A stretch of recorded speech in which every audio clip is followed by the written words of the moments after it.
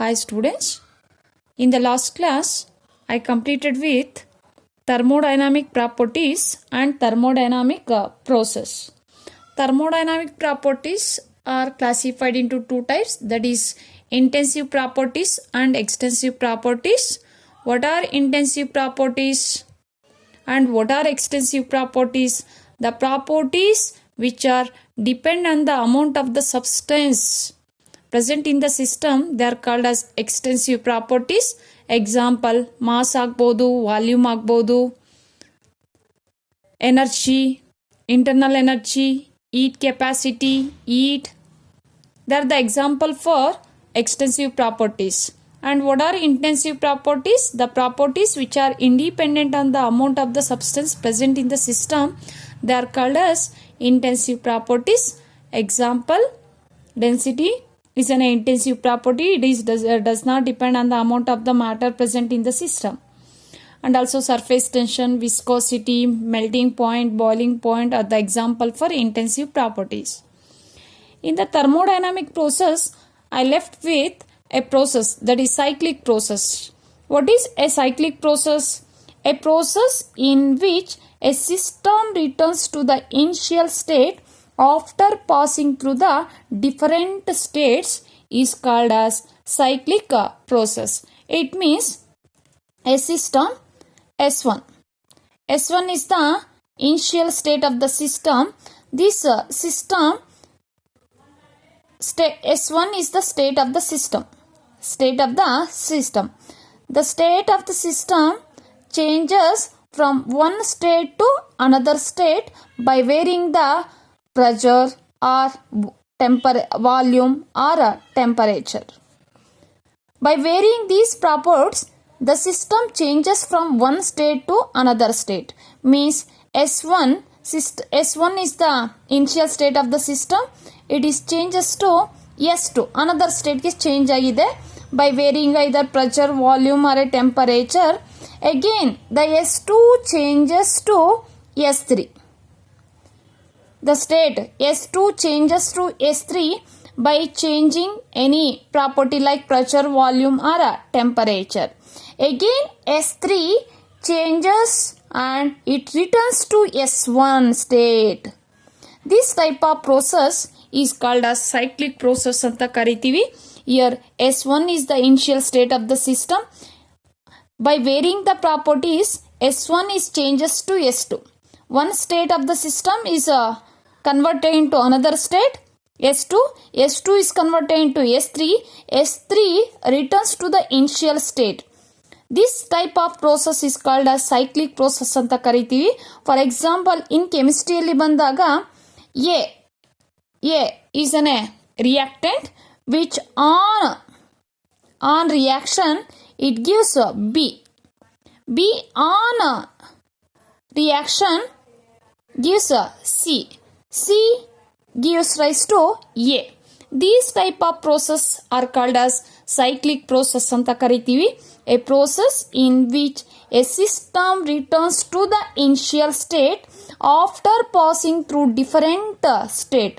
S1 ಅನ್ನೋದು after passing different state, again the system coming the original state, that is S1 ಗೆ again ಬರ್ತಾ ಇದೆ. S1 ಇರೋದು S2 ಆಗಿ, S2 ಇರೋದು S3 ಆಗಿ, again it is returns back to S1. That type of processes are called as cyclic processes ಅಂತ ಕರಿತೀವಿ. Next, coming to the next topic in this chapter, that is internal energy. Internal energy. What is internal energy?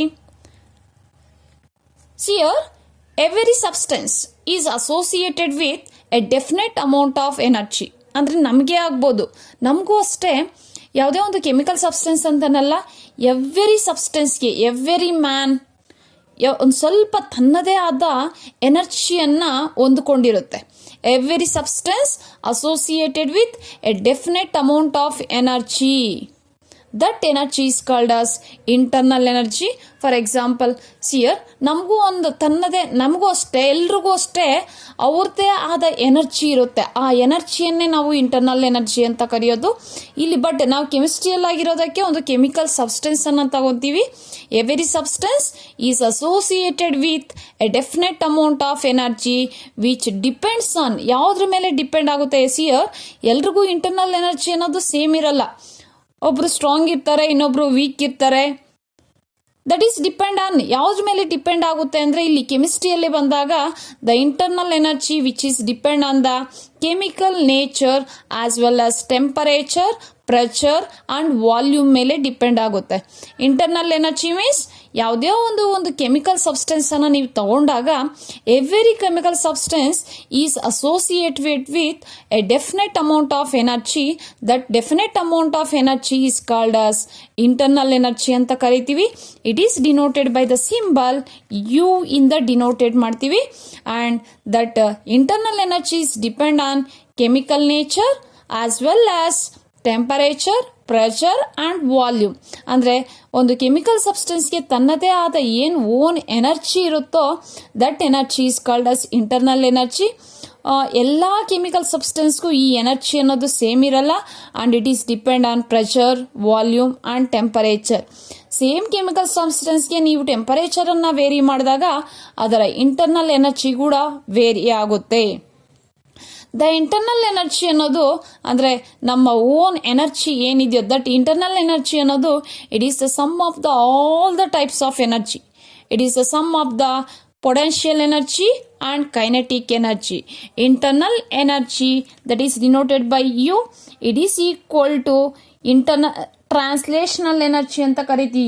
UT means, what is UT? That is translation energy. ಒಂದು chemical substance ಅಂದರೆ the having a translation energy, rotation ಆಗುತ್ತೆ molecule, vibration ಆಗುತ್ತೆ, electrons transition ಆಗುತ್ತೆ, nuclear energy ಇರುತ್ತೆ, gravitational energy ಇರುತ್ತೆ ಒಂದು chemical ಸಬ್ಸ್ಟೆನ್ಸ್ಗೆ. That sum of all the form of energy is called as internal energy. Every ಯಾವುದೇ ಒಂದು ಕೆಮಿಕಲ್ ಸಬ್ಸ್ಟೆನ್ಸನ್ನು ತಗೊಂಡಾಗ ದ ಹ್ಯಾವಿಂಗ್ ಸಮ್ ಎನರ್ಜಿ, ಯಾವ ಥರ ನಿಮಗೂ ಓನ್ ಎನರ್ಜಿ ಅನ್ನೋದು ಇರುತ್ತೋ ಅದೇ ರೀತಿ ಕೆಮಿಕಲ್ ಸಬ್ಸ್ಟೆನ್ಸ್ಗೂ the having a some definite amount of energy. That definite amount of energy is called as internal energy.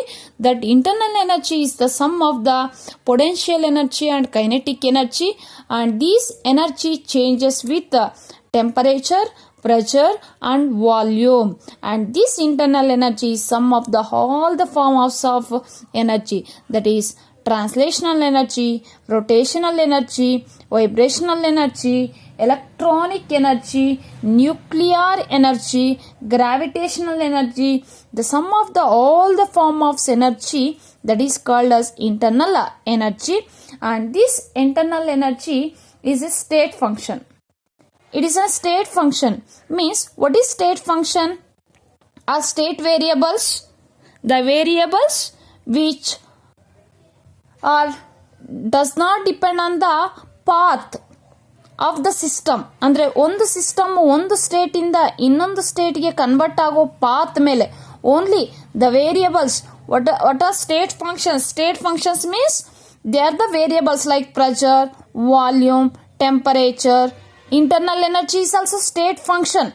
That is depend only on the initial state and final state of the system ಮೇಲೆ depend ಆಗುತ್ತೆ internal energy. It independent on the path, how the initial state is converted into final state. Internal energy is a state function. It is depend only on the initial state and final state of the system. It is independent on the path of the system. Internal energy is a state function. See here, this internal energy means the exact value of internal energy, absolute value of internal energy of a substance cannot be determined. ನಾವು ಒಂದು chemical substance internal ಎನರ್ಜಿಯನ್ನು exact ವ್ಯಾಲ್ಯೂವನ್ನು ನಾವು find out ಮಾಡೋಕ್ಕಾಗಲ್ಲ.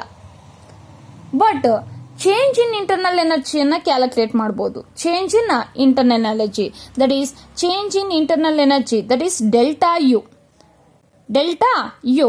For example, S1 is the initial state of the system, S2 is the final state of the system. For example, ಒಂದು reaction ಅಂತ ತಗೊಂತೀನಿ. Reaction gives rise to products. Reactants react ಆಗಿ products form ಆಗುತ್ತೆ. ಇದೊಂದು state of the system, ಇದು ಇನ್ನೊಂದು state of the system. S1 state of the S2 initial state to final state of the system. Here ಇದಕ್ಕೆ internal energy ಅಂದ್ರೆ ಈ ಸಿಸ್ಟಮ್ಗೆ ಏನು ಈ ಸಿಸ್ಟಮ್ ಅಲ್ಲಿ ಮ್ಯಾಟರ್ ಇರುತ್ತೋ ಆ ಮ್ಯಾಟರ್ಗೆ ಇಂಟರ್ನಲ್ ಎನರ್ಜಿ ಇರುತ್ತೆ. That is denoted by U1 is the internal energy of the initial state and U2 is the internal energy of the final state. This U1 and U2, the exact value of U1 and U2 ಅನ್ನು ನೀವು calculate ಮಾಡೋಕ್ಕಾಗಲ್ಲ. But change in internal energy ಎಷ್ಟು change ಆಗಿದೆ ಅದನ್ನು ನೀವು calculate ಮಾಡೋದು. That is change in internal energy is equal to delta U. Delta U is equal to U final minus U initial. That is delta U is equal to what is the final internal energy? U2. What is the initial internal energy? U1. U2 minus U1, you get a delta U.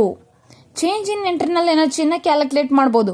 For example, 2 joules is the internal energy of the initial state ಅನ್ಕೊಳ್ಳಿ, assume ಮಾಡ್ಕೊಳ್ಳಿ.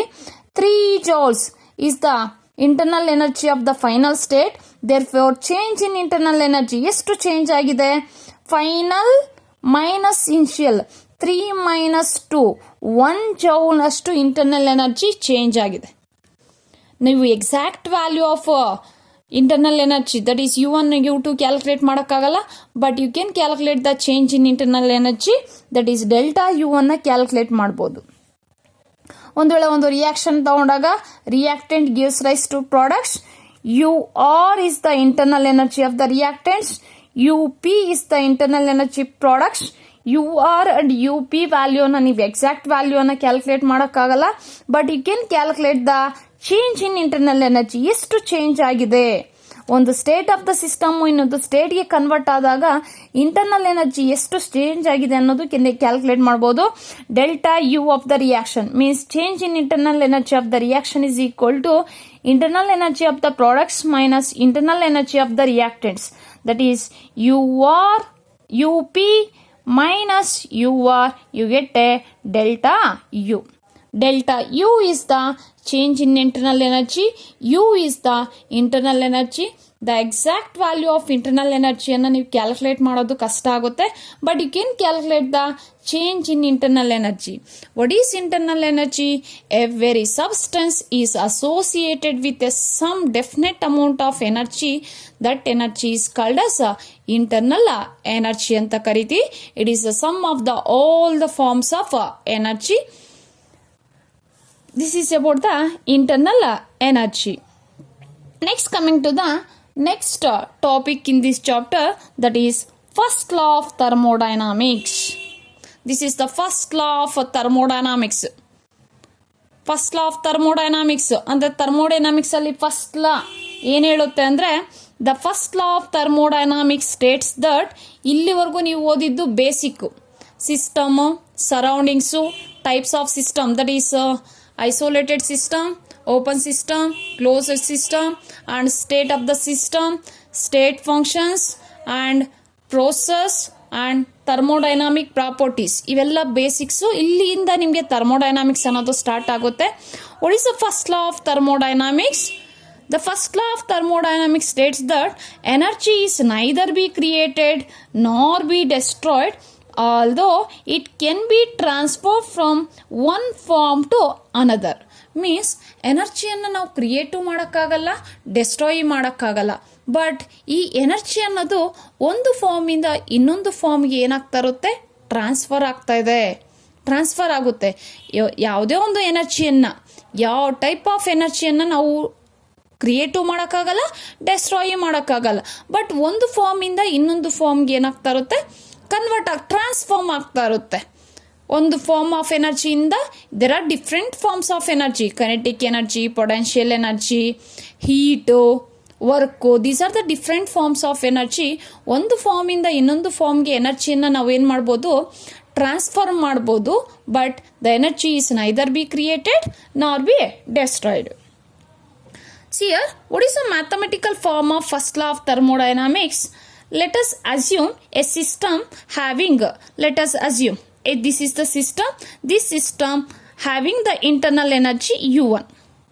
What is U1? S1 is the system. The internal energy of this system is U1. This system absorbs energy, certain amount of energy or heat from the surroundings. Other than system is called as surroundings anta karitivi. U1 is the internal energy of this system. It absorbs heat. This system absorbs heat from the ಎಲ್ಲಿಂದ surroundings ಇಂದ. S1 ಅನ್ನೋದು ಒಂದು system ಅಂತ ತಗೊಂಡ್ತಾ ಇದ್ದೀನಿ. ಆ system surroundings ಇಂದ ಹೀಟನ್ನು absorb ಮಾಡ್ಕೊತಾ ಇದೆ. ಎಷ್ಟು ಹೀಟನ್ನು? Q ಅಮೌಂಟ್ ಆಫ್ ಹೀಟನ್ನು ಸಿಸ್ಟಮ್ ಅಬ್ಸಾರ್ವ್ ಮಾಡ್ಕೊತಾ ಇದೆ. U1 is the internal energy of the system. It absorbs heat from the surroundings.